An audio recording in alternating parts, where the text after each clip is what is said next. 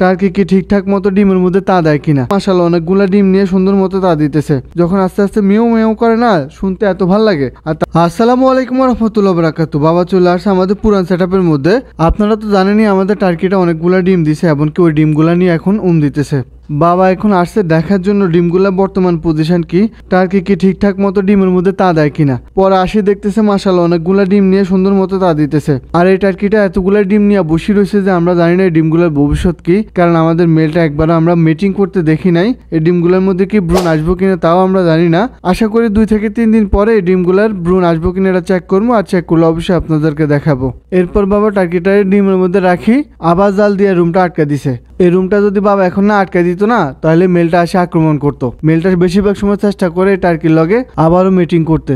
তারপর বাবা চলে আসছে আমাদের নতুন সেটআপের মধ্যে। নতুন সেটআপের মধ্যে আসি আমাদের গতবারে যে টার্কির একটা বাচ্চা ফুটছিল, একটা তো ফুটে নাই, ফুটছে 6টা থেকে 5টা মারা গেছে, কিন্তু বাকি একটা ছিল। ওই একটারে বাবা এখন নিয়ে চলে আসছে।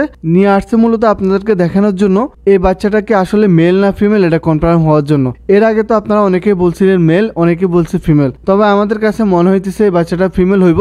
আপনাদের কাছে কি মনে হয় অবশ্যই আপনারা জানাইবেন। যদি ফিমেল হয় তাহলে তো আমরা খুবই খুশি। আর বাচ্চাটার এখনো কালার আসে নাই, বাবা আবার বাচ্চাটারে তার জায়গায় রাখি দিছে। তারপর বাবা চলে আসছে আমাদের ব্রুডিং ঘরে। ব্রুডিং ঘরে অনেকগুলো বাচ্চা আছে, আমাদের ফাহমির আর কিছু দেশি মুরগির বাচ্চা ওখানে আছে।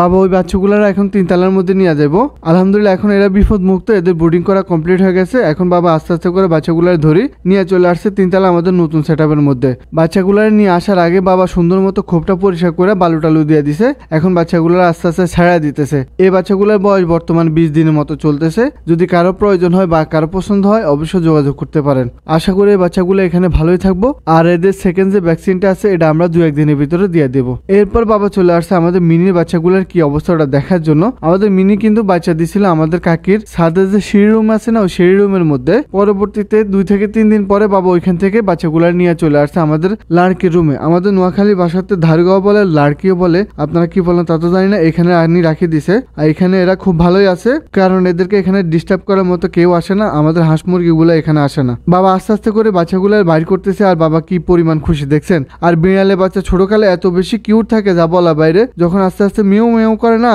শুনতে এত ভালো লাগে। আর তাদের শরীরের মধ্যে যে পশমগুলো নতুন নতুন থাকে, ধরতে অনেক ভালো লাগে। বাচ্চার 3টার কালার আস্তে আস্তে আসতেছে। এখন আমরা কনফার্ম না এখানে মেল কয়টা ফিমেল কয়টা। তো আশা করি বাচ্চাগুলো এখানে থাকবো। মিনি এদেরকে খুব ভালো টেক কেয়ার করতেছে।